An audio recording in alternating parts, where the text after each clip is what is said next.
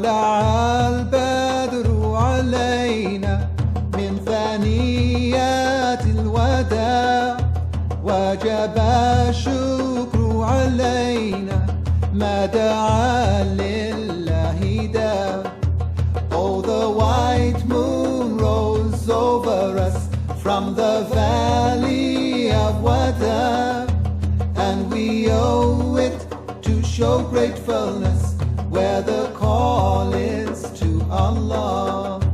طلع البدر علينا من ثنيات الوداع وجب الشكر علينا ما دعا لله داع.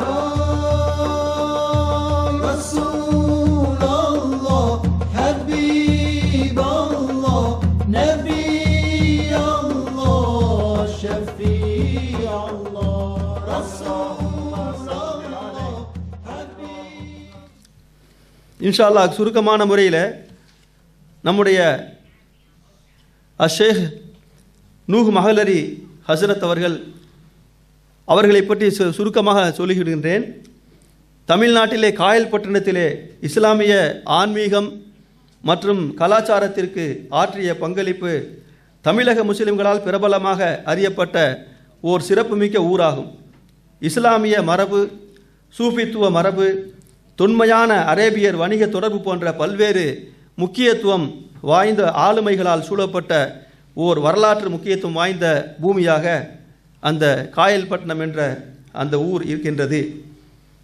ஷேக் நூஹ் மஹலரி ஹசரத் அவர்கள் அந்த காயல்பட்டினம் என்ற ஊரில் நமது ஆன்மீக மற்றும் உலகியல் கல்வியை கற்று தேர்ந்து அழகிய ஒரு முன்மாதிரியாக சமூக பணி செய்து வருகின்றார்கள்.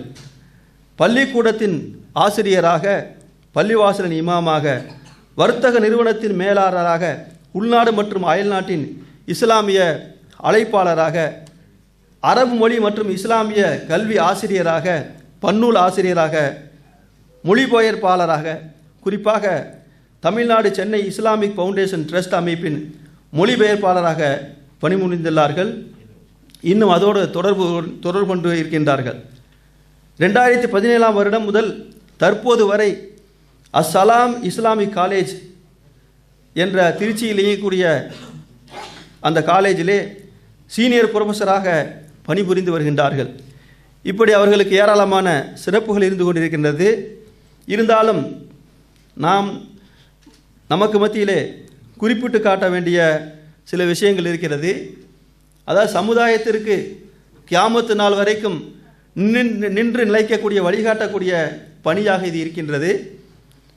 அவர்கள் இன்னும் ஏராளமான பணிகளை செய்திருக்கின்றார்கள். குறிப்பாக பல நூல்களை எழுதியிருக்கின்றார்கள். அந்த பல நூல்களை அரபியிலிருந்து தமிழுக்கு டிரான்ஸ்லேஷன் செய்திருக்கின்றார்கள், மொழிபெயர்ப்பு செய்திருக்கின்றார்கள். அதில் முதலாக ஃபிக்ஹு சுன்னா என்ற நூல் இருக்கின்றது. இது ஃபிக்ஹு கலையுடைய நூலாக இருக்கின்றது. அந்த நூலை கிட்டத்தட்ட 12 வால்யூம்கள் அதை முழுமையாக மொழிபெயர்ப்பு செய்து முடித்திருக்கின்றார்கள். நிச்சயமாக இது ஒரு அரிய பொக்கிஷமாக இருக்கின்றது. நாம் எல்லாம் ஃபிக்ஹு சட்டத்திட்டங்களை அறிந்து கொள்ள வேண்டும் என்று சொன்னால் இந்த நூலை வாங்கி படித்து தெளிவை நாம் ஏற்படுத்திக் கொள்ள முடியும். ஏன்னா இது தமிழகத்தில் முதலாக ஃபிக்ஹு சம்பந்தமாக மிகவும் தெளிவாகவும் விரிவாகவும் எழுதப்பட்ட ஒரு நூலாக இருக்கின்றது. அதேபோல் ஹலால் வல் ஹராம் என்ற அந்த நூலையும் மொழிபெயர்த்து வெளியிருக்கின்றார்கள். இன்னும் ஹவு டு அண்டர்ஸ்டாண்ட் த குரானை எவ்வாறு விளங்கிக் கொள்ள முடியும் என்ற தலையங்கத்திலும் ஒரு நூலில் அவர்கள் மொழிபெயர்ப்பு செய்திருக்கின்றார்கள். இன்னும் இஸ்லாம் மார்க்கம் என்பது வன்முறை மார்க்கமல்ல இஸ்லாம் என்ற தலைப்பிலும் ஒரு நூலை எழுதியிருக்கின்றார்கள். அது மட்டுமல்லாமல் ஹலீஃபாக்கள் அபூபக்கர், உமர், உஸ்மான், அலி ரலியல்லாஹு அன்ஹும் ஆகிய ஒவ்வொரு ஹலீஃபாவுடைய அந்த வரலாற்றையும் மொழிபெயர்த்து வெளியிட்டிருக்கின்றார்கள். இதுபோல ஏராளமான நூல்களை சமுதாயத்துக்கு தந்திருக்கின்றார்கள். அல்ஹம்துலில்லாஹ் அவர்களுடைய பங்களிப்பு மிக சிறந்த ஒரு பங்களிப்பாக இருக்கின்றது. இன்ஷா அல்லாஹ் கியாமத்து நாள் வரைக்கும் அந்த பங்களிப்பு நின்று நிலைக்க வேண்டும் என்று அல்லாஹ்விடத்திலே பிரார்த்தனை செய்து கொள்கின்றேன். நிச்சயமாக அவர்கள் தங்களுடைய அதாவது உலக கல்வியும் கற்றிருக்கின்றார்கள், மார்க்க கல்வியும் கற்றிருக்கின்றார்கள். இந்த இரண்டையும் கற்று தெளிவு பெற்று பல அனுபவங்களையும் பெற்றிருக்கின்றார்கள். பல இடங்களிலே மார்க்க பணி செய்து தாவா பணிகளை செய்து பல அனுபவங்களையும் பெற்றிருக்கின்றார்கள். அல்ஹம்துலில்லாஹ். அத்தகைய ஒரு ஆசானாக அவர்கள் ஆசிரியராக இருக்கின்றார்கள். அந்த வகையில் இன்ஷா அல்லாஹ் அவர்கள் நம்மவர்களுக்கு மத்தியிலே சத்தியத்திற்கு சாட்சி சொல்லும் சமூகமாக என்ற தலையங்கத்திலே இப்போது அவர்கள் நமக்கு மத்தியிலே உரை நிகழ்த்துவார்கள். அஸ்ஸலாமு அலைக்கும் வரஹ்மத்துல்லாஹி தஆலா வ பரகாத்துஹு.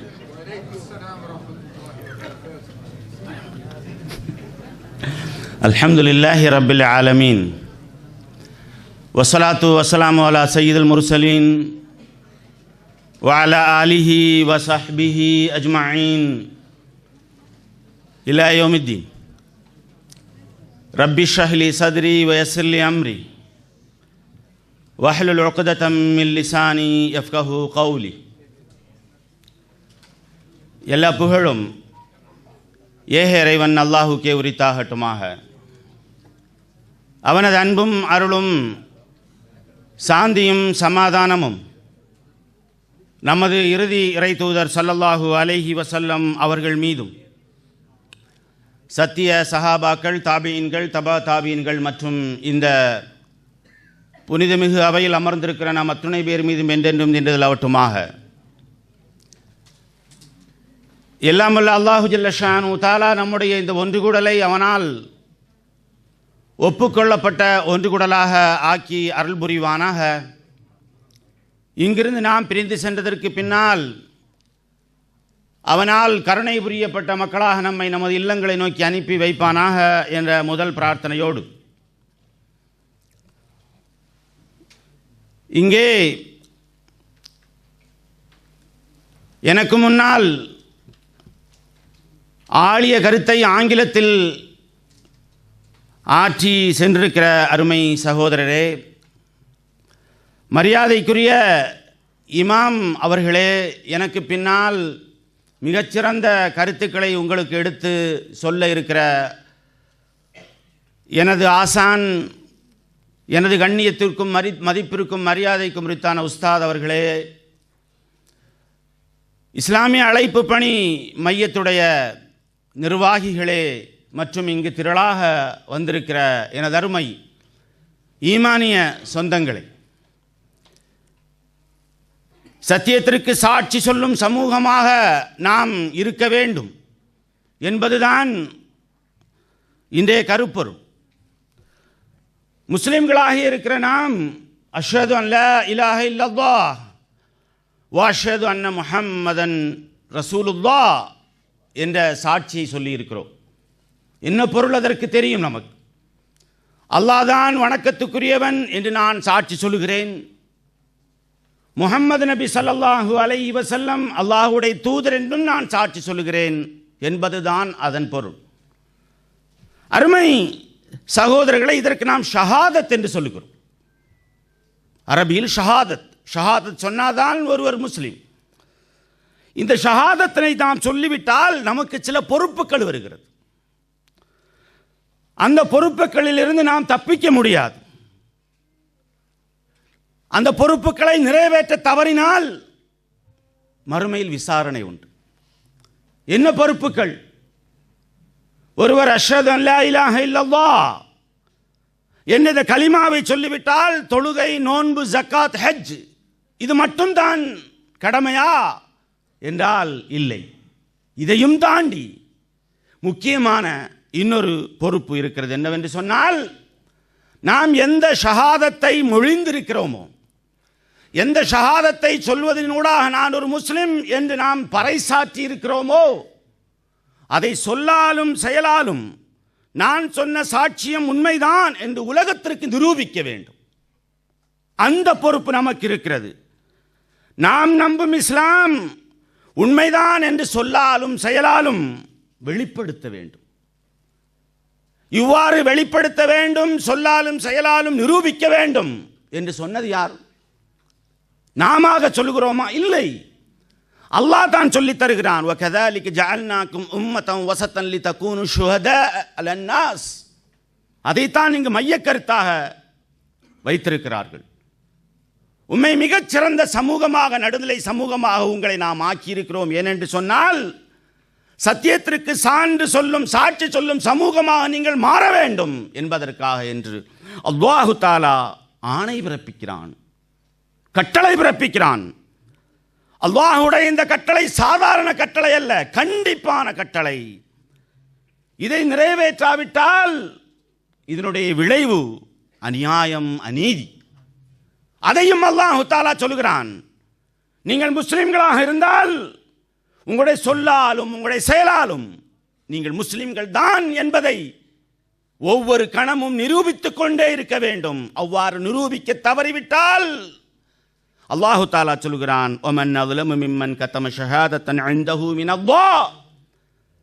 இந்த சாட்சியத்தை, இந்த சாட்சி சொல்வதை மறைத்தவர்களை விட அநியாயக்காரர்கள் யார் என்று அல்லாஹு தஆலா கேட்கிறான். அது அநியாயம், அது அநீதி, அது அக்கிரமம் என்று அல்லாஹு தஆலா சொல்கிறான்.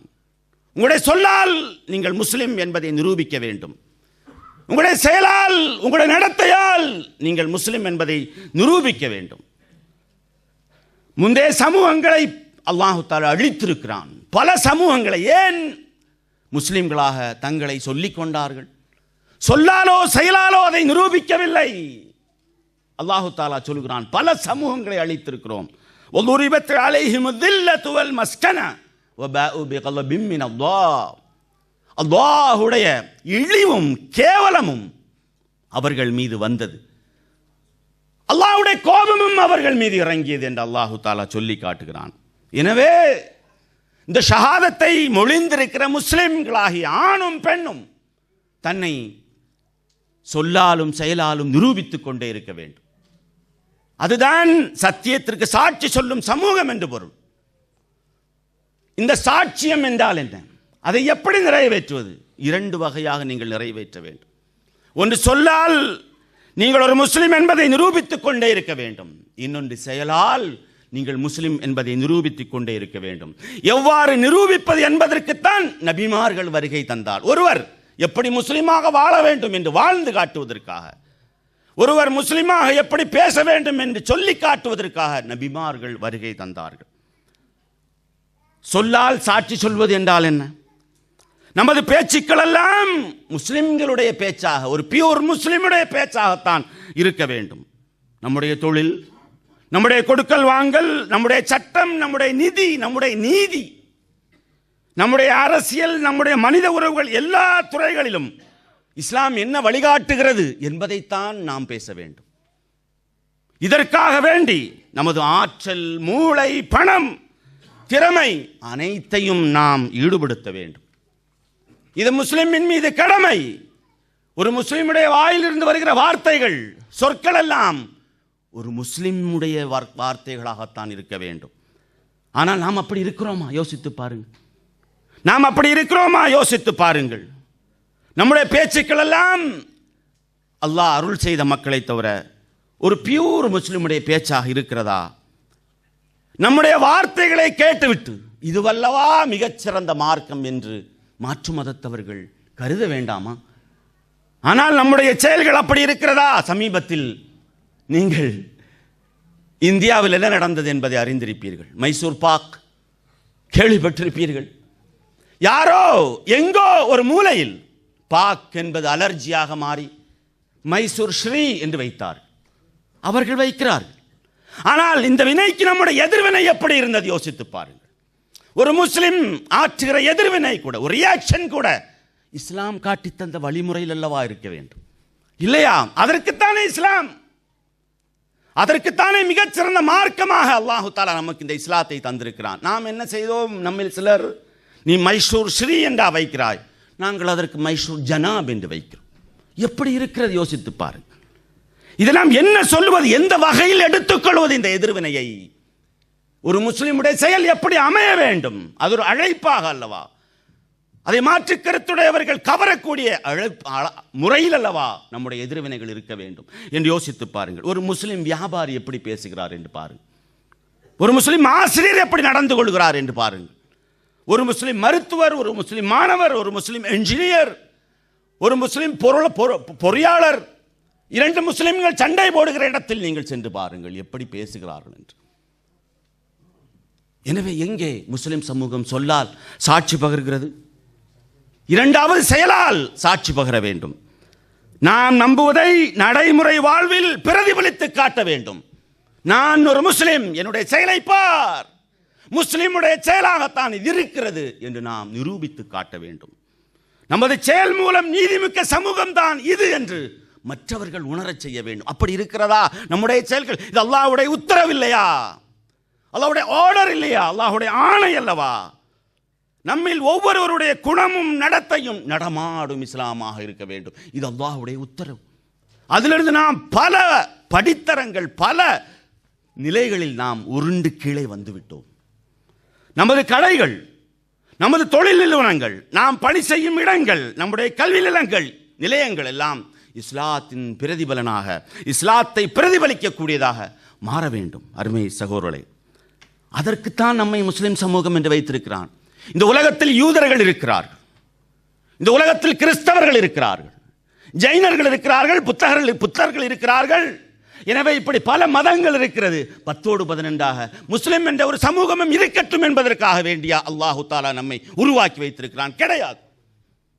அவர்கள் ஒரு மதம், நீங்கள் ஒரு மார்க்கம், அப்படி இருங்கள் என்பதற்காக வேண்டியா நம்மை முஸ்லிம் சமூகமாக ஆக்கி வைத்திருக்கிறான்? அதற்காக வேண்டியா நம்மை உயர்ந்த சமூகம் என்று சொல்கிறான்? கிடையாது. எனவே 10-11 ஒரு முஸ்லிம் என்ற பெயர் தாங்கிய ஒரு முஸ்லிம் சமூகம் இங்கே இருக்க வேண்டும் என்பது மட்டுமல்ல அல்லாஹ்வுடைய நோக்கம். உங்களுடைய சொல்லாலும் செயலாலும் இந்த இஸ்லாத்தை பிரதிபலிக்க வேண்டும் என்பதற்காக வேண்டித்தான் நம்மை the chosen society, the best society என்று அல்லாஹு தாலா நம்மை இங்கே பூமியில் தக்க வைத்திருக்கிறான். ஆனால் இஸ்லாமிய சமூகத்தினுடைய செயல்பாடுகளை நீங்கள் பாருங்கள்.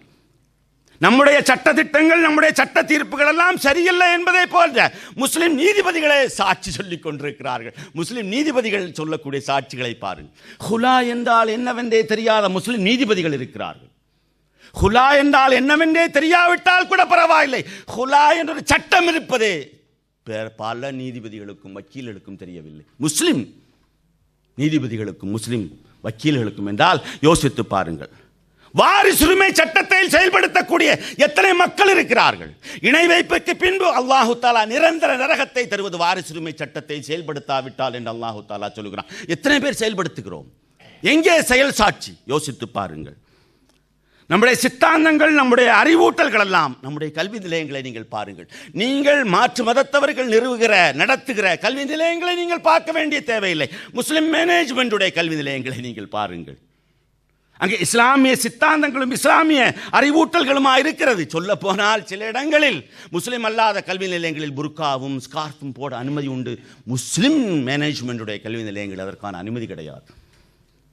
நம்முடைய கொடுக்கல் வாங்கல்களை நீங்கள் பாருங்கள், பண பரிவர்த்தனைகளை நீங்கள் பாருங்கள், வங்கி முறைகளை அல்லவா நாம் பின்பற்றி கொண்டிருக்கிறோம். எங்கே இஸ்லாமிய செயல்? நம்முடைய குடும்ப விவகாரங்களை நீங்கள் பாருங்கள். பாப்பா என்ன சொல்கிறார், உம்மா என்ன சொல்கிறார்கள், மூதாதையர்கள் என்ன சொல்கிறார், அதன்படிதானே நாம் நம்முடைய குடும்ப பிரச்சனைகளை தீர்த்துக் கொள்கிறோம். இஸ்லாம் என்ன சொல்கிறது என்று எங்கே கவனிக்கிறோம்? அல்லாஹ் அருள் செய்த மக்களை தவிர நம்முடைய அரசியல் விவகாரங்களை நீங்கள் நாம் அரசியல் இயக்கங்கள் எப்படி நடத்துகிறோம்? ஏனைய அரசியல் கட்சிகளை போன்று தானே நம்முடைய அரசியல். ஏன் ரசூலுல்லாஹி ஸல்லல்லாஹு அலைஹி வஸல்லம் அரசியலுக்கு ஒரு வழிகாட்டலை நமக்கு தரவில்லையா? யோசித்து பாருங்கள்.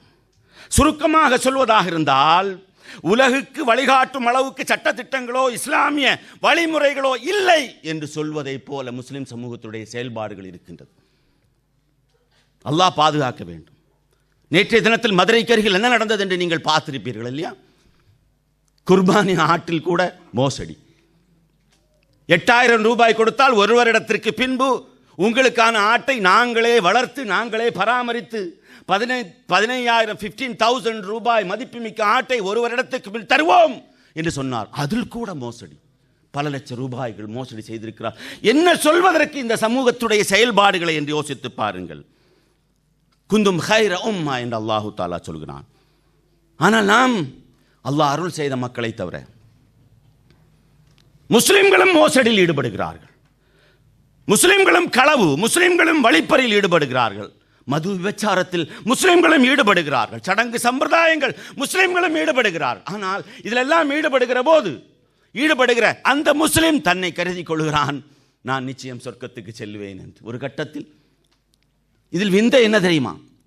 இதே மோசடி, இதே களவு, இதே வழிப்பறி, இதே மது, இதே விபச்சாரத்தில் ஒரு முஸ்லிம் அல்லாதவன் ஈடுபடுகிற போது இவன் நினைக்கிறான், இவன் கருதுகிறான், அவன் நரகத்துக்கு செல்வான். யோசித்து பாருங்கள். எல்லா அநியாயங்களையும் அக்கிரமங்களையும் செய்கிற முஸ்லிம் என்ற பெயரை கொண்ட ஒரே காரணத்தால் நான் சொர்க்கம் செல்வேன் என்று கருதுகிறான். இதே அநியாயங்களையும் அட்டூழியங்களையும் அக்கிரமங்களையும் செய்கிற ஒருவன் முஸ்லிம் அல்லாத பெயர் தாங்கி இருக்கிற காரணத்தால் அவன் நரகம் செல்ல வேண்டும் என்று கருதுகிற மனோபாவம் எங்கிருந்து வந்தது என்று யோசித்து பாருங்கள். அல்லாஹு தஆலா எப்படி இதை அனுமதிப்பான் என்பதை நீங்கள் யோசித்து பாருங்கள். இன்று நம்மிடத்தில் இந்த காரணத்தால் சொல்லாலும் செயலாலும் நாம் சார்ந்து பகராத காரணத்தால் தான் முஸ்லிம் பெர்சனல் மட்டுமே நமக்கு இருக்கிறது. ஆனால் அதை கூட பொது சிவில் சட்டத்தின் மூலம் அவர்கள் எப்போது வேண்டுமென்றாலும் அதற்கும் ஆபத்து வரலாம். யோசித்து பாருங்கள். ஒரு முஸ்லிம் குடும்பம் என்று நாம் யாரை சொல்கிறோம்? முஸ்லிம் குடும்பம். நீங்கள் இமேஜ் செய்யுங்கள், நீங்கள் கற்பனை செய்து பாருங்கள். முஸ்லிம் குடும்பம் என்று நாம் ஊரில் யாரை சொல்கிறோம்? நாட்டில் யாரை சொல்கிறோம்? வாப்பா தொப்பி போட்டிருப்பார், உம்மா முக்காடு அணிந்திருப்பார்கள், அக்கா புர்கா போட்டிருப்பார்கள், தம்பிக்கு குர்ஆன் ஓத தெரிந்திருக்கும், குடும்ப தலைவர் மிஞ்சி மிஞ்சி போனால் ஐவேளை தொழுவார், அவ்வளவுதான். இது ஒரு முஸ்லிம் குடும்பம் என்று நாம் கருதுகிறோம்.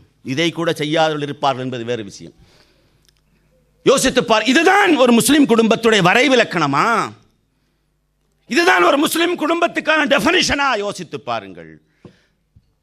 அருமை சகோதரர்களே, நம்மிடம் இருக்கின்ற இஸ்லாமிய பற்று எப்படி இருக்கிறது? யோசித்து பாருங்கள். இஸ்லாமிய பற்று அல்லாஹ் அருள் செய்த குடும்பங்களை தவிர பெரும்பாலான குடும்பங்கள் குழந்தை பிறந்தால் முஸ்லிம் பெயர் வைப்பார். இஸ்லாமிய பற்றை எங்கே வெளிப்படுத்துகிறார்கள்? இஸ்லாமிய பெயர் வைப்பதினூடாக.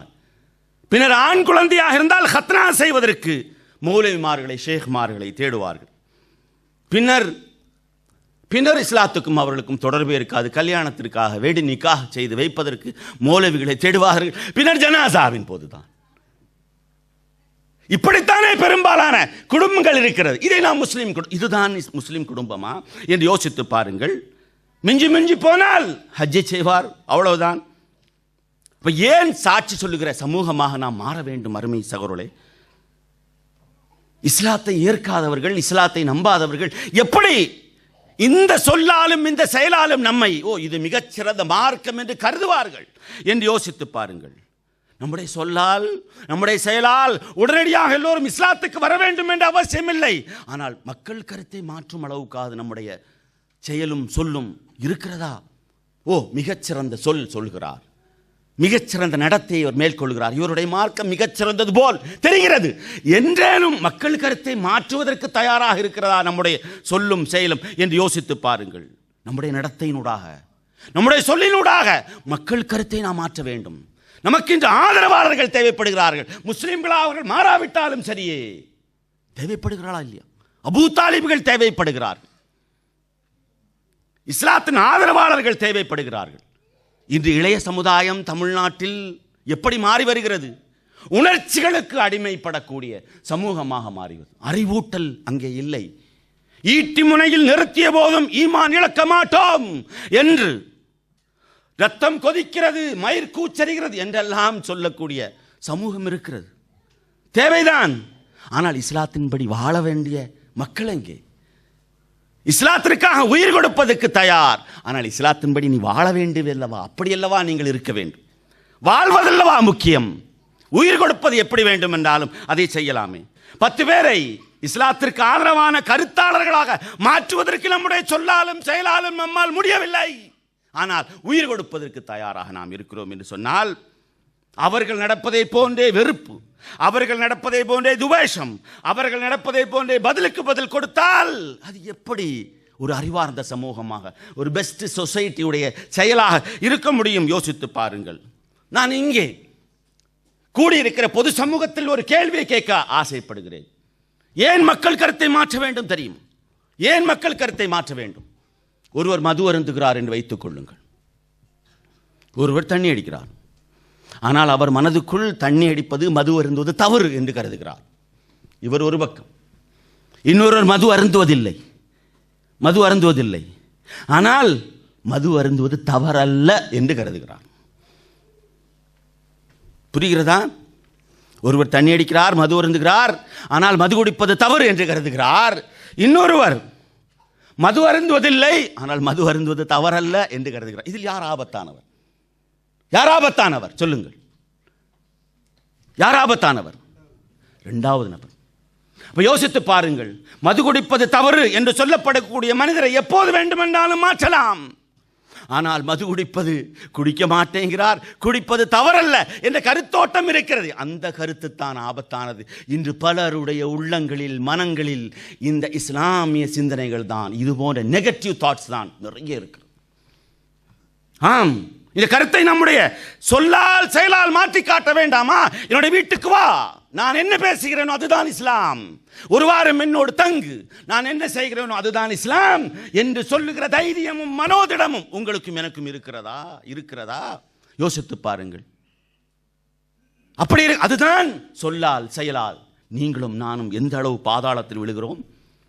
நான் தொழுகிறேன், நீ தொழு. It's very simple, it's very easy. நான் தொழுகிறேன், நீ தொழுப்பா என்று சொல்வது சிம்பிள். நான் தாடி வைத்திருக்கிறேன், நீ தாடி வை. நான் கரண்டை காலுக்கு மேல் ஆடை அணிந்திருக்கிறேன், நீ கரண்டை காலுக்கு மேல் ஆடை அணி. இதெல்லாம் சொல்லுவது வெரி சிம்பிள், ஈஸி, லகுவாக சொல்லிவிடலாம். நான் உண்மை பேசுகிறேன், நீ உண்மை பேசு. நான் அமானிதம் பேணுகிறேன், நீ அமானிதம் பேணு. நான் ஒழுக்க நடத்தையோடு நடக்கிறேன், நீ ஒழுக்க நடத்தையோடு நடு என்று சொல்வது கடினம். அப்படி சொல்வதற்கு தயாராக இருக்கிறதா நம் சமூகம்? இன்ன ஸலாத்த கானத் அலல் முஃமினீன கிதாபம் மவ்கூதா என்று அல்லாஹ் தஆலா சொல்கிறான்.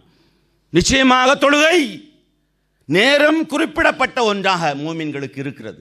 there is a particular time for each and every prayer. சுபுஹ் தொழுகைக்கு ஒரு டைம் இருக்கிறது. அந்த டைம், அந்த நேரத்தில் தான் தொழ வேண்டும். அப்படித்தான் தொழுகிறார்கள் உலகம் முழுக்க. மாஷா அல்லாஹ்.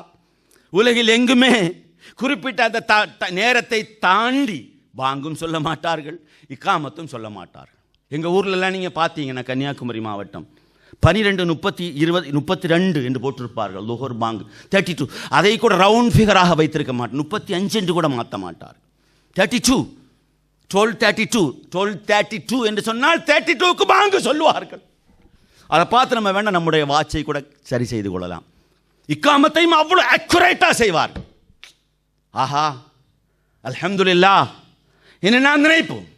அதே முஅத்தினையோ அதே இமாமையோ ஒரு 5 மணிக்கு அப்பாயின்மெண்ட் கொடுத்து பாருங்க, வரவே மாட்டார். வரமாட்டார் என்பது மட்டுமல்ல, வரமாட்டேன் என்று சொல்லவும் மாட்டார். பிறகுறதோடவே அவரை சந்திக்கிற போது நான் ஏன் வரவில்லை என்பதற்கான வருத்தத்தையும் தெரிவிக்க மாட்டார். இது ரேர் கேஸாக இருக்கலாம். ஏன் இந்த நிலைமைக்கு மாறியது? அது வணக்கம், இது வாழ்வு என்று மாற்றிய காரணத்தால். அது வணக்கம், இது வாழ்வு என்று மாற்றிய காரணத்தால். இல்லை, இஸ்லாம் என்று சொன்னால் அல்லாஹு தஆலா சொல்கிறான், உதுகுலு ஃபிஸ்ஸில்மி காஃபா. நீங்கள் உங்கள் விரும்பியதை மட்டும் நீங்கள் எடுத்துக்கொண்டு அதில் மட்டும் மிகச் சரியாக நீங்கள் கடைபிடித்து பின்பற்றி விருப்பமில்லாததை விட்டு விடுகிற மார்க்கம் அல்ல இது. முழுமையாக நீங்கள் இஸ்லாத்தில் நுழைய வேண்டும். ஒரு முஸ்லிம் எப்படி நடந்து கொள்கிறான்? 5 வேளை தொழுகை, வருடத்தில் ஒரு முறை 1 மாதம் நோன்பு, வசதி இருந்தால் ஜக்காத், ஆயுளில் ஒரு முறை அதுவும் வசதி இருந்தால் ஹஜ். இப்போ கூட்டி கழித்து பார்த்தால் எவ்வளவு நேரம் அவர் முஸ்லீமாக இருக்கிறார்? இந்த செயல்களினூடாக 5 வேளை தொழுகைக்கு எவ்வளவு நேரம் யோசித்து பாருங்கள். அப்ப இதையெல்லாம் தாண்டி ஏனைய நேரங்களில் எப்படி வேண்டும் என்றாலும் நான் நடந்து கொள்வேன் என்று சொன்னால் அவர் எப்படி முஸ்லீமாக இருக்க முடியும் என்று யோசித்து பாருங்கள். வாழ்வே வணக்கம் என்பதுதான் இஸ்லாத்துடைய நிலைப்பாடு. எல்லாம் வணக்கம்தான். இங்கே உலக வாழ்வு, மறுமை வாழ்வு என்று எதுவும் கிடையாது. இமாத்தத்துல் அதா அனி தரீக் ஸதகா என்று ரசூலுல்லாஹி ஸல்லல்லாஹு அலைஹி வஸல்லம் சொல்லி காட்டினார்கள். பாதையில் நோவினை தருகிற பொருட்களை எல்லாம் நீக்கி தள்ளுவது தர்மம் என்று சொன்னார்கள். மீண்டும் மீண்டும் இந்த நபிமொழி நம்முடைய நினைவில் இருக்கட்டும்.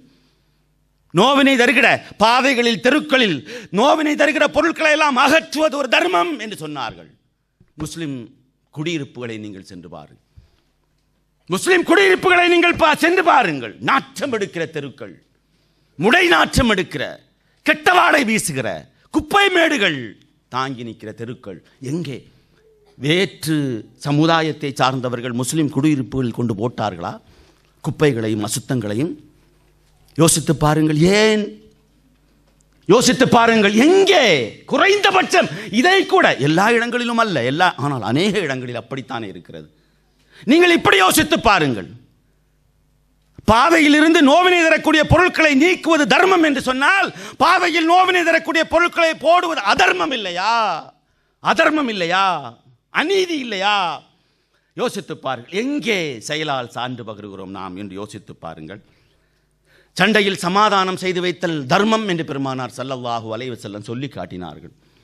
2 பேர் சண்டை போட்டா நாம என்ன நினைக்கிறோம்? நாசமா போற பயல்வோ, நிம்மதியா இருக்க விட மாட்டேங்கிறானோ, அடே நீ போய் சமாதானம் செய்து வை என்று ரசூலுல்லாஹி ஸல்லல்லாஹு அலைஹி வஸல்லம் எங்கே சாட்சி சொல்கிறோம் என்று யோசித்து பாருங்கள். சுன்னத்தான தொழுகையை விட, சுன்னத்தான நோன்பை விட மிகச்சிறந்த ஒரு செயலை நான் சொல்லி தரட்டுமா என்று பெருமானார் கேட்கிறார்கள். செல், சமாதானம் செய்து வையப்பா 2 பேருக்கு மத்தியில். நாம எங்கே செயல் சாட்சி சொல்லும்? கண்டும் காணாமல் எப்படியாவது நாசமா போறான், நமக்கு என்னப்பா என்று நாம் ஒதுங்கி செல்கிறோம். யோசித்து பாருங்கள். வியாபாரம் ஹலால் என்று பெருமானார் ஸல்லல்லாஹு அலைஹி வஸல்லம் சொன்னார்கள் இல்லையா? சரிதான். ஆனால் அது செய்யும் முறையும் ஹலால் அல்லவாக இருக்க வேண்டும். நாம் சொல்லுகிற, நம்முடைய வியாபாரிகள் சொல்லுகிற சுப்ஹானல்லாஹ் அல்ஹம்துலில்லாஹ் என்பதை நீங்கள் பாருங்கள். ஒரு பொருளை நீங்கள் ஒரு முஸ்லிம் வியாபாரி இடத்தில் சென்று ஒரு பொருளை நீங்கள் கேட்டு பாருங்கள். பாய் இது நல்லா இருக்கும், சுப்ஹானல்லாஹ் நல்ல பொருள், அல்ஹம்துலில்லாஹ் நல்லா உழைக்கும். பாய் காசு கரெக்டான விலை, மாஷா அல்லாஹ் உங்களுக்காக வேண்டி குறைச்சிருக்கேன். இந்த சுப்ஹானல்லாஹ், இந்த அல்ஹம்துலில்லாஹ், இந்த அல்லாஹு அக்பர் எதற்காக பயன்படுகிறது என்பதை நீங்கள் எதற்காக பயன்படுகிறது என்பதை பாருங்கள். நம்முடைய தலையில எப்படியாவது கட்டி வைக்கணுங்கிறதுக்காக வேண்டி. உழைப்பை குறித்து நாம் என்ன கருதுகிறோம்? உழைப்பும் இஸ்லாம் சொல்லுகிறது, உழைப்பும் ஒரு அறம், ஒரு சதக்கா என்று இஸ்லாம் சொல்லி தருகிறது. செய்யும் தொழிலினூடாக நீங்கள் சுவனம் செல்லலாம் என்று சொல்லுகிறது. ஒரு மௌலவி, ஒரு ஷேக் பள்ளிவாசலில் தொலை வைக்கிற நபர் மட்டுமே புனித செயலில் ஈடுபடுகிறார் என்று கருதாதீர்கள். இல்லை இல்லை, அவர் மட்டும்தான் சொர்க்கத்துக்கு போவார் நினைக்காதீர்கள். இல்லை, நீங்கள் செய்கிற செயல், அது ஆசிரியராக இருக்கலாம், உழைப்பாளியாக இருக்கலாம், அல்லது மருத்துவராக இருக்கலாம், இன்ஜினியராக இருக்கலாம். நீங்கள் செய்கிற செயல் ஹலாலாக முறையில் நீங்கள் பேணுகிறீர்கள் என்று சொன்னால் விதிகளை, அந்த செயலினூடாக நீங்கள் சொர்க்கம் செல்லலாம். அந்த உழைப்பும் ஒரு சதக்கா. ஆஜானு பாகுவான மசுல்ஸ் எல்லாம் நல்லா இருக்கக்கூடிய ஒரு நபர் நடந்து செல்கிறார். பெருமானார் ஸல்லல்லாஹு அலைஹி வஸல்லம் பார்க்கிறார்கள், சஹாபாக்கள் பார்க்கிறார்கள், ஆச்சரியத்தோடு நபி தோழர்கள் அவரை பார்க்கிறார்கள். பெருமானார் ஸல்லல்லாஹு அலைஹி வஸல்லம் அவரிடத்தில் கேட்டால், என்ன பார்க்கிறீர்கள் அவரை? இல்லை யா ரசூலல்லாஹ், எவ்வளவு மசில்ஸ், எவ்வளவு பாடி ஸ்ட்ராங்காக இருக்கு. சரி, அதுக்கு என்ன? இல்லை, இவர் ஃபீ சபீலில்லாஹ், அல்லாஹ்வுடைய பாதையில் போர் செய்வதற்கு உழைப்பதற்கு வந்தால், அல்லாஹ்வுடைய மார்க்கத்திற்கு உழைப்பதற்காக வந்தால் எவ்வளவு நன்றாக இருக்கும் என்று நாங்கள் கருதுகிறோம் என்று சொன்னபோது பெருமானார் ஸல்லல்லாஹு அலைஹி வஸல்லம் என்ன சொன்னார்? இல்லை, அவர் குடும்பத்தை பேணுவதற்காக உழைக்க செல்கிறார் என்று சொன்னால் அவரும் ஃபீ சபீலில்லாஹ்வில் இருக்கிறார் என்று பெருமானார் ஸல்லல்லாஹு அலைஹி வஸல்லம். அவர் உழைக்க போறார், அவர் ஃபீ சபீலில்லாஹ்வில் இருக்கிறார். மௌலவி மட்டும்தான், ஷேக் மட்டும்தான், பயான் பண்றவர் மட்டும்தான் டைரக்டா சொர்க்கத்துக்கு போவார் என்று எங்கும் சொல்லப்படவில்லையே. பெருமானார் ஸல்லல்லாஹு அலைஹி வஸல்லம் தொடர்ந்து சொன்னார், தன்னுடைய குழந்தைகளை வறுமையிலிருந்து காப்பாற்ற வேண்டும் என்று உழைப்பதற்காக அவர் செல்கிறார் என்று சொன்னால் ஹுவ ஃபீ சபீலில்லாஹ், அவரும் அல்லாஹ்வுடைய பாதையில் தான் இருக்கிறார் என்று சொல்லி காட்டினார். நீங்கள் செய்கிற செயலினூடாக, தொழிலினூடாக நீங்கள் சொர்க்கம் செல்லலாம் என்று. அதனால் தான் பெருமானார் ஸல்லல்லாஹு அலைஹி வஸல்லம் சொன்னார், நல்ல இல்லறமும் சதக்கா இஸ்லாம் தான், அதுவும் வணக்கம் தான், அந்த செயலும் அப்படித்தான் என்று. நிர்வாகம் செய்வதும் இஸ்லாம் தான் என்று ரசூலுல்லாஹி ஸல்லல்லாஹு அலைஹி வஸல்லம் அவர்கள் சொல்லி தந்தார்கள். எனவே ஆன்மீகம், அரசியல், பொருளாதாரம், சமூகம், நீதி, கல்வி என்று இதில் சிலதை எடுத்துக்கொண்டு, எனக்கு விருப்பமானதை மட்டும் எடுத்துக்கொண்டு விருப்பமில்லாததை எல்லாம் விட்டு விடுவது இஸ்லாம் கிடையாது. என்ன நடக்கிறது என்று சொன்னால், முஸ்லிம் சமூகம் ஒன்றை வணக்கம் என்றும் ஒன்றை உலக வாழ்வு என்றும் ஒதுக்கி வைத்திருக்கிறது. இஸ்லாத்தில் அப்படி கிடையாது. எல்லாம் இஸ்லாம் தான். எதை வணக்கம் என்று நாம் கருதி இருக்கிறோமோ அதை நாம் இறுக பற்றி இருக்கிறோம். எதை உலக வாழ்வு என்று நாம் கருதி இருக்கிறோமோ அதை அப்படி லூஸாக விட்டு விட்டோம். சில போது நாம் பள்ளிவாசலுக்குள்ளேயே அல்லாஹ்வை பூட்டி வைத்து விட்டு வெளியே வருகிறோமோ என்ற சந்தேகம் கூட நமக்கு எழும். வாரத்தில் ஒரு நாள் தொழக்கூடியவர்கள், நினைத்தால் மட்டும் தொழக்கூடியவர்கள், அதிலும் அதிகாலை தொழுகை என்று சொல்லப்படக்கூடிய சுபுகு தொழுகை இல்லாதவர்கள், விரும்பினால் தொழக்கூடியவர்கள், பெருநாள் தொழுகை. எங்கே இஸ்லாம்? யோசித்து, எங்கே இஸ்லாம்? எப்படி இவர்களை ஒரு பியூர் முஸ்லிம் என்று நம்மால் சொல்ல முடியும்? யோசித்துப்பார்.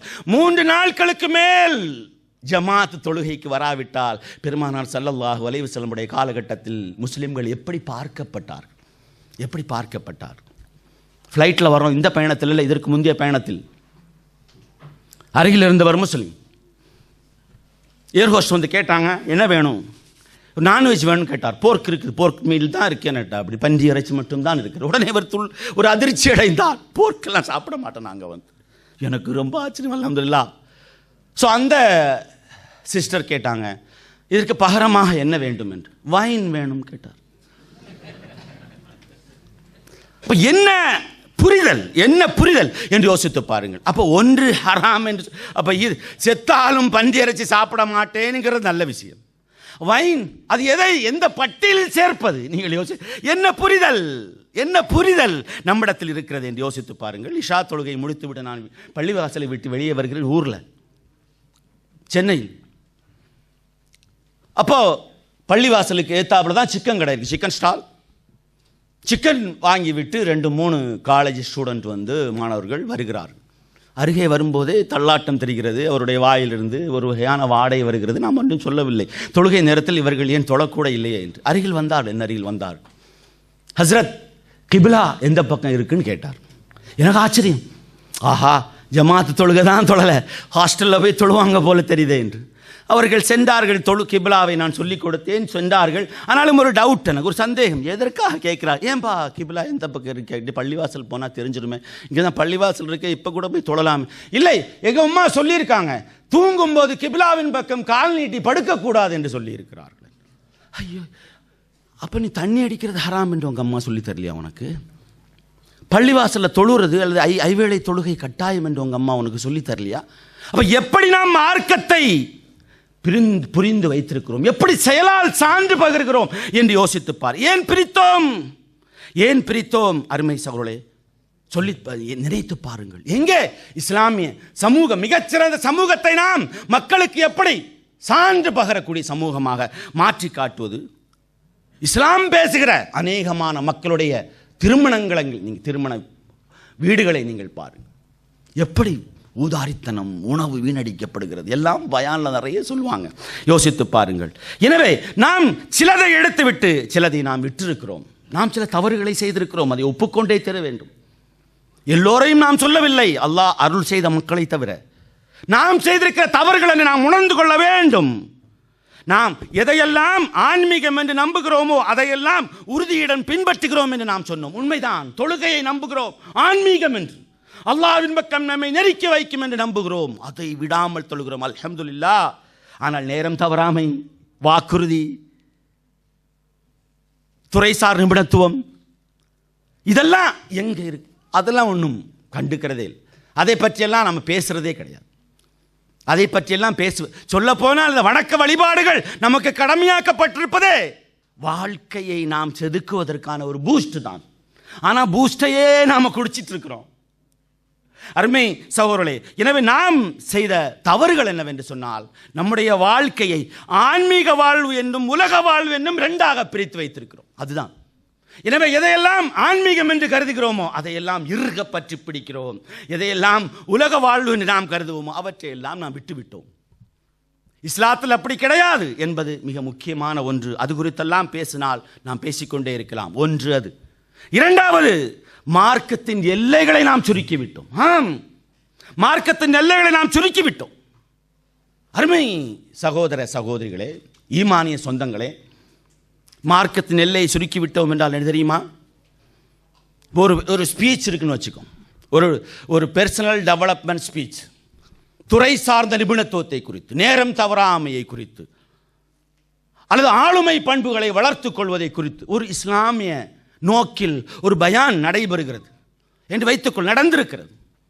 இந்த பயான்லாம் முடித்த பின்னாடி கொஸ்டின் ஆன்சர் செஷன், கேள்வி கேளுங்கள் என்று சொன்னால், ஹஸ்ரத் ஒது இல்லாமல் குர்ஆனை தொடலாமா என்று கேட்பார்கள். பாருங்கள் ஒரு கேள்வி.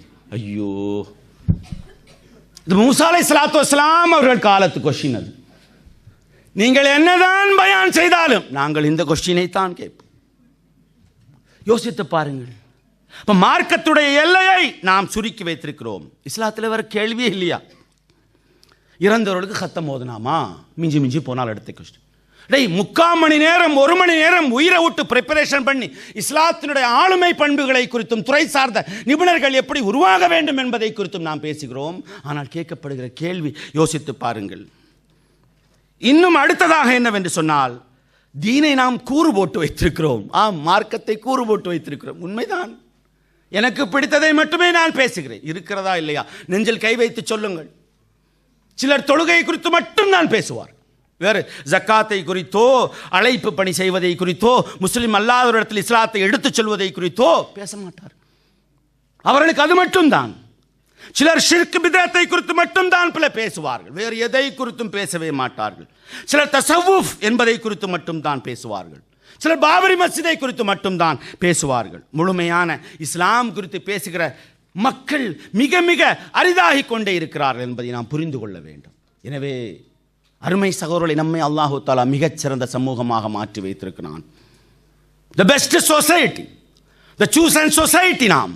ஆனால் the chosen society, the best society நம்முடைய சொல்லும் செயலும் எப்படி இருக்கிறது என்று யோசித்து பாருங்கள். எப்படி இருக்கிறது, எப்படி வெளிப்பட வேண்டும், இப்போது எப்படி வெளிப்படுகிறது என்று யோசித்து பாருங்கள். ஒரு முஸ்லிம் அல்லாதவர் முஸ்லிமை பார்த்து மூக்கில் விரல் வைத்து ஆச்சரியப்படுகிறாரா? இல்லை. இவரும் நம்மை போன்றுதான் இருக்கிறார் என்று நிலவாக கருதுகிறார் இல்லையா? சஹாபாக்களுடைய காலகட்டத்தில், தாபீகளுடைய காலகட்டத்தில் எப்படி இஸ்லாத்தை ஏற்றார்கள்? இந்தியாவுக்கு சஹாபாக்கள் வந்திருக்கிறார்கள். உலகத்திலே பல பாகங்களுக்கும் நபித்தோழர்கள் சென்றிருக்கிறார்கள். எப்படி இஸ்லாத்தை தாவா செய்தார்கள்? அவர்களுக்கு அரபி மட்டும் தான் தெரியும், ஏனைய மொழிகள் தெரியாது. அப்ப தன்னுடைய சொல்லால் செய்ய முடியாத ஒன்றை தம்முடைய செயலால் செய்திருக்கிறார்கள் நபித்தோழர்கள். அப்துல்லா இப்னு ஹுதாஃபா ரலியல்லாஹு தஆலா அன்ஹு ரோமுக்கு எதிரான ஒரு போருக்கு பெருமானார் ஸல்லல்லாஹு அலைஹி வஸல்லம் தலைமை தாங்கி அனுப்புகிறார்கள். துரதிர்ஷ்டவசமாக கைது செய்யப்படுகிறார், சிறையில் அடைக்கப்படுகிறார், கைகளில் அம்பு குத்தப்படுகிறது, கால்களில் அம்பு குத்தப்படுகிறது. உனது மார்க்கத்தை விட்டுவிடு என்று ரோமர்கள் அவரை வற்புறுத்துகிறார்கள். அவருடைய கண்ணுக்கு முன்பாக அவருடைய தோழர்களை மரண தண்டனை கொடுத்து கொலை செய்கிறார்கள். அப்போதும் அவர் அசையவில்லை. அவர் உறுதியோடு இருக்கிறார். சிறையில் அடைக்கிறார்கள். அவருக்கு வேண்டுமென்றே மதுவையும் பன்றி இறைச்சியையும் கொடுக்கிறார். இந்த போர்க்கையும் கொடுக்கிறார்கள், மதுவையும் கொடுக்கிறார். இந்த ரெண்டும் தான். யோசித்து பாருங்கள். ஒரு நாள் ஆனது, எதையும் தொடவில்லை அவர். 2வது நாள் எதையும் தொடவில்லை அவர். உயிர் பறிபோகும் நிலை. உங்களுக்கு தெரியும், அல்லாஹு தஆலா குர்ஆனில் சொல்கிறான், உயிர் பறிபோகக்கூடிய இக்கட்டான சூழலில் ஒருவர் தன்னுடைய உயிரை பாதுகாப்பதற்காக ஹராமானவற்றை கூட தேவையான அளவுக்கு சாப்பிடலாம். 3வது நாள் எதையும் தொடாத போது அந்த ரோமர்கள் கேட்கிறார்கள், ஏன் உங்களுக்குத்தான் இந்த இக்கட்டான சூழலில் இதை கூட அருந்துவதற்கும் குடிப்பதற்கும் அனுமதி இருக்கிறதே, உங்கள் மார்க்கத்தில் ஏன் செய்யவில்லை? அப்துல்லா இப்னு ஹுதாஃபா ரலியல்லாஹு தஆலா அன்ஹு சொன்னார்கள், இப்போது இந்த சூழலில் இவை எனக்கு அனுமதிக்கப்பட்டவை தான் எனக்கு தெரியும். ஆனால் இதை தின்று, இதை சாப்பிட்டு ஒரு மோசமான முன்மாதிரியை நான் உருவாக்க விரும்பவில்லை என்று சொல்லி காட்டினார். அதுவல்லவா ஈமான், அதுவல்லவா இஸ்லாம். நான் சாப்பிட்டால் அப்துல்லா இப்னு ஹுதாஃபா தான் சாப்பிட்டிருக்காரே என்று உருவாக்க விரும்பவில்லை. இதன் மூலம் என் உயிர் பறிபோனாலும் பரவாயில்லை என்று அப்துல்லா இப்னு ஹுதாஃபா சொன்னார். இதுதான் செயல் மூலம் சான்று பகிர்தல். நபித்தோழர்களுடைய வரலாறுகளை நாம் படிக்க வேண்டும் என்பது இதற்காகத்தான். பெருமானாருடைய ஸல்லல்லாஹு அலைஹி வஸல்லம் அவருடைய சுன்னா ஒரு செயல் மீறப்படுகிறது, மீறுவதற்கு யாரேனும் சொல்கிறாள் என்று சொன்னால் உயிர் பறிபோனாலும் அதை அனுமதிக்க மாட்டார்கள் நபித்தோழர்கள்.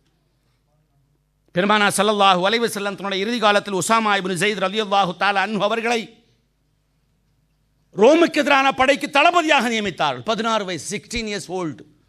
16 வயது மதிக்கத்தக்க, அல்லது மேக்சிமம் 18 வயது இருக்கும். உஸாமா இப்னு ஸைதை தளபதியாக நியமிக்கிறார். ரசூலுல்லாஹ் வஃபாத் ஆகிறாங்க, அந்த படை போகலை. அபூபக்கர் சித்தீக் ரலியல்லாஹு தஆலா அன்ஹு கலீஃபாவாக நியமிக்கப்படுகிறார்கள். உடனடியாக முதலில் அவர்கள் செய்த பணி என்ன? உஸாமாவை ரலியல்லாஹு தஆலா அன்ஹு அந்த படையை அடுத்ததாக பெருமானார் எங்கு செல்வதற்கு சொல்லியிருந்தார்களோ அதற்கு அனுப்புகிறார்கள். அனுப்புவதற்கான ஏற்பாடுகள் நடந்து கொண்டே இருக்கிறது. சஹாபாக்கள் எல்லாம் உமர் அபூபக்கர்ட்ட போய் சொல்றதுக்கு பயம்.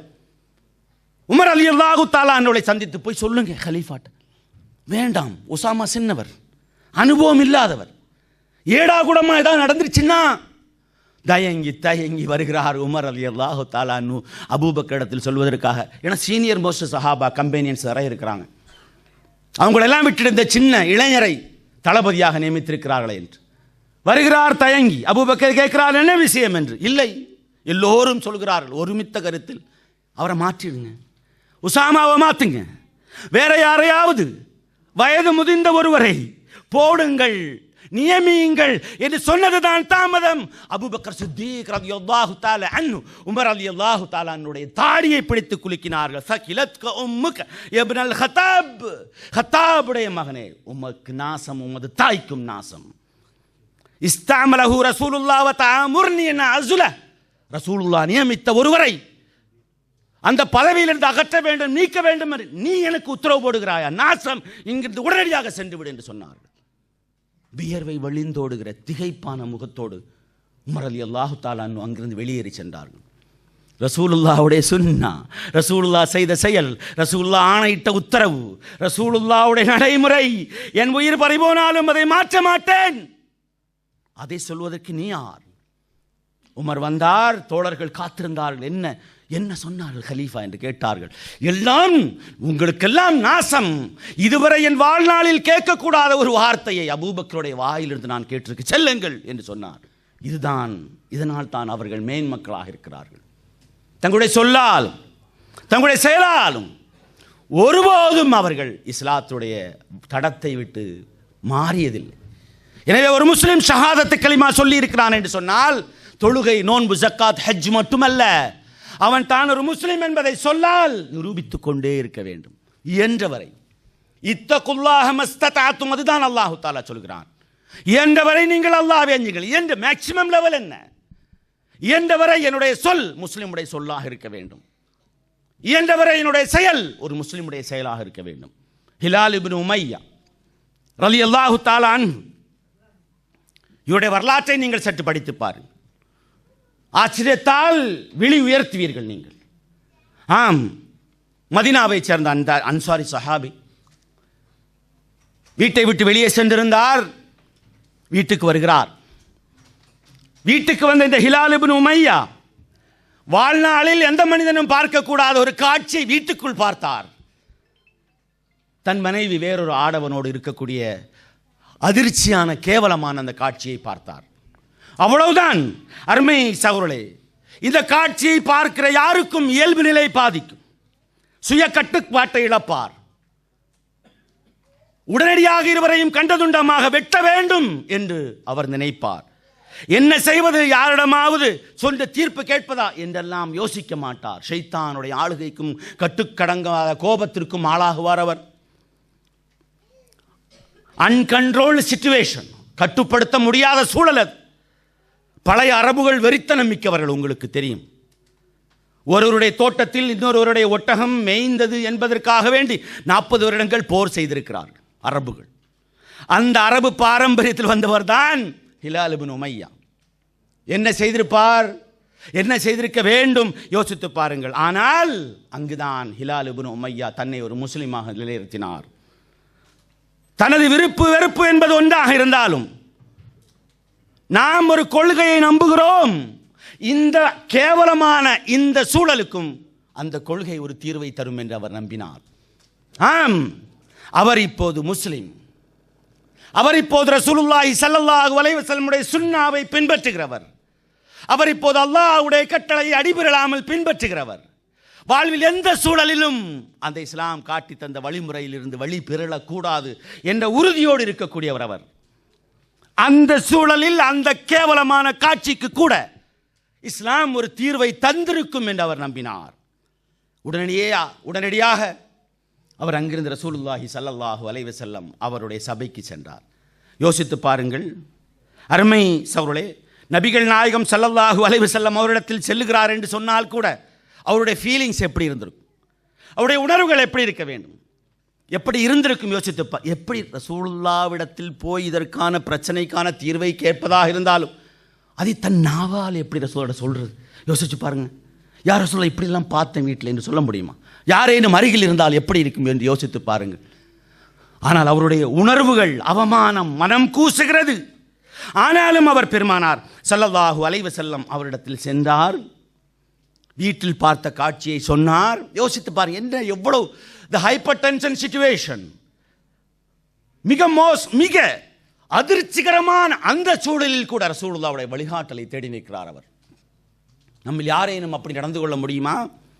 பெருமானார் ஸல்லல்லாஹு அலைஹி வஸல்லம் அவரிடத்தில் சொந்து கலங்கியவராக, யா ரசூலல்லாஹ், என் வீட்டில் இந்த காட்சியை பார்த்தேன் என்று சொல்லிக் கொண்டிருக்கிற போது இவர் நினைத்தார் பெருமானார் அதிர்ச்சி அடைவார்கள் என்று. ஆனால் அங்கே இவருக்கு இன்னொரு அதிர்ச்சி காத்திருந்தது. ஆம், இந்த ஹிலால் இப்னு உமையாவுக்கு இன்னொரு அதிர்ச்சி காத்திருந்தது.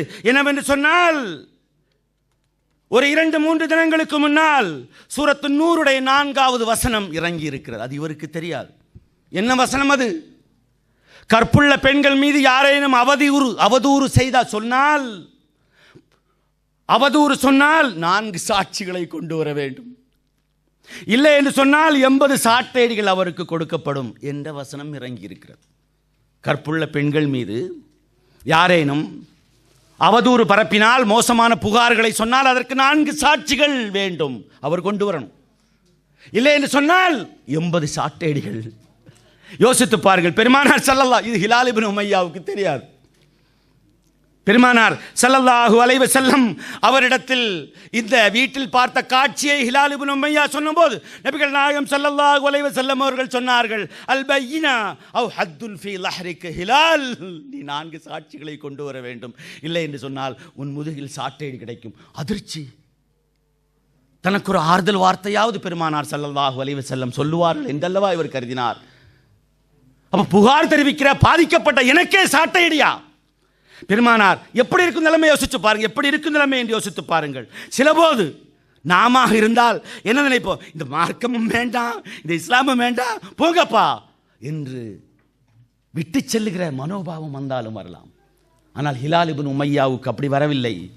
பெருமானார் ஸல்லல்லாஹு அலைஹி வஸல்லம் அவரிடத்தில் தாங்க முடியாத வருத்தத்தில் அவர் சொன்னார், யா ரசூலல்லாஹ், யாரும் பார்க்க கூடாத ஒரு கேவலமான காட்சியை பார்த்தால் அந்த நேரத்தில் நான் 4 சாட்சிகளை எங்கிருந்து கொண்டு வருவேன் யா ரசூலல்லாஹ்? எப்படி கொண்டு வருவேன் யா ரசூலல்லாஹ்? அதற்கும் 4 சாட்சிகள் வேண்டுமா என்ற போது ரசூலுல்லாஹ் மீண்டும் அதைத்தான் சொன்னார்கள். பெருமானார் ஸல்லல்லாஹு அலைஹி வஸல்லம் மீண்டும் சொல்லுகிற போது ஹிலால் இப்னு உமையாவால் அங்கே நிற்கக்கூட முடியும். என்ன செய்வார்? சிச்சுவேஷன் எப்படி யோசிச்சு பாருங்க. நிற்க முடியுமா? செல், 4 சாட்சி, இனி போய் எங்க சாட்சி கொண்டு வர்றது? அப்ப இனி 80 சாட்டையடிகள் முதுகில். அங்கே நிற்க முடியவில்லை. அவர் திரும்பினார். வீட்டுக்கும் போக முடியாது, ரசூலோட சபையிலும் இருக்க முடியாது. எப்படி இருக்கும் ஒருவருடைய மனோநிலை? ஆனால் அந்த வேளையில் கூட இஸ்லாத்துடைய அந்த வட்டத்தை விட்டு வெளியேற வேண்டும் என்று அவர் கருதவில்லை. அவர் நம்பினார் இஸ்லாத்தை. ரசூலுல்லாஹ் வழிகாட்டுவார் என்று. அங்கிருந்து திரும்பும்போது பெருமானார் ஸல்லல்லாஹு அலைஹி வஸல்லம் அவர்களை பார்த்து சொன்னார்கள், யா ரசூலல்லாஹ், ஒருவர் தன் மனைவியை மோசமான செயல் செய்வதை காணும் போது கூட 4 சாட்சிகளை கொண்டு வர வேண்டும் என்று நீங்கள் கூறுகிறீர்களே, அல்லாஹ் மீது ஆணையிட்டு சொல்கிறேன், அந்த காட்சி என் கண்ணால் பார்த்தேன். அதே வேளை அல்லாஹு தஆலா சாட்டையடியிலிருந்து என் முதுகை காப்பாற்றுவான் என்று சொன்னார். நிச்சயம் காப்பாற்றுவான் அல்லாஹ். நான் பார்த்தேன், கண்ணால் பார்த்தேன். உங்களை சத்திய தூதராக அனுப்பிய இறைவன் மீது ஆணையிட்டு சொல்லுகிறேன், நான் பார்த்தேன் அந்த காட்சியை. அவர் வெளியே செல்கிறார். பெருமானார் ஸல்லல்லாஹு அலைஹி வஸல்லம் அவர்களுக்கு மீண்டும் வஹி வருகிறது. சூரத்து நூருடைய வசனங்கள். அல் ஹாமிஸத்து லஅனத்துல்லாஹி அலைஹி இன் கான மினல் காதிபீன். 4 சாட்சிகளை கொண்டு வர முடியாவிட்டால் மனைவியர் மீது புகார் சொல்லுகிற எவரேனும் அல்லாஹ் மீது ஆணையிட்டு 4 முறை நான் சொல்லுவது உண்மை உண்மை உண்மை உண்மை என்று சத்தியம் செய்ய வேண்டும். நான் உண்மைதான் சொன்னேன். 5வது முறையாக நான் பொய் சொன்னால் அல்லாஹ்வுடைய சாபம் என் மீது இறங்கட்டும் என்று சொல்ல வேண்டும். ஹிலால் இப்னு உமையாவை அழைத்து வாருங்கள் என்று பெருமானார் ஸல்லல்லாஹு அலைஹி வஸல்லம் அவர்கள் சொன்னார்கள். ஹிலால் இப்னு உமையா வந்தார். சத்தியம் செய்யுங்கள் என்று சொன்னார்கள். சத்தியம் செய்தார். நீண்ட வரலாறு. அந்த வரலாற்று என்னவாயிற்று அவருடைய முடிவு என்பதை குறித்து நான் இங்கே சொல்ல வரவில்லை. சாட்டையடியில் அவர் பாதுகாக்கப்பட்டார் என்பது வேறு விஷயம். ஆனால் நாம் இங்கே புரிந்து கொள்ள வேண்டிய விஷயம் என்ன தெரியுமா அருமை சகோதரர்களே? எந்த சிச்சுவேஷனில், எந்த சூழலில் அவர் அல்லாஹ்வுடைய தூதருடைய வழிகாட்டலை தேடி இருக்கிறார். இஸ்லாத்தின் வரம்பை விட்டு நான் மீறக்கூடாது, எல்லை தாண்டக்கூடாது என்று கருதி இருக்கிறார் என்று யோசித்து பாருங்கள். அந்த வேளையில் கூட அல்லாஹ்வுடைய தூதருடைய வழிகாட்டலை நான் பின்பற்ற வேண்டும், இந்த சிக்கலுக்கு ஒரு தீர்வு இருக்கும் என்று அவர் நம்பினார். அதுதான் செயல் மூலம் சான்று பகிர்தல்.